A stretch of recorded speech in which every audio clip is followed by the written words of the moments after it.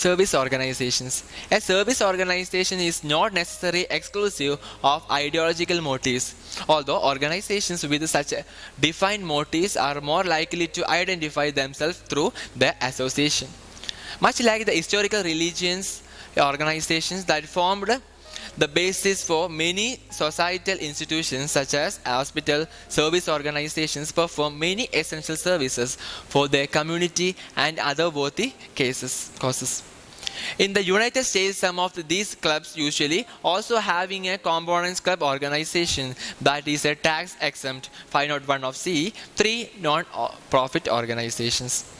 A service club or service organization is a voluntary non-profit organization where members meet regularly to perform charitable works, either by direct hands-on effort or by raising money for other organizations.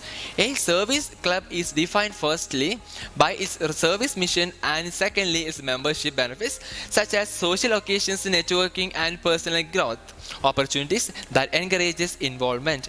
Service organizations that provide such services include, for example, bank trust department that invest and service assets for employee benefit, plans or for others, mortgage bankers that service mortgages for others, and application service providers that provides packages software applications and a technology environment that enables customers to process financial and operational transactions.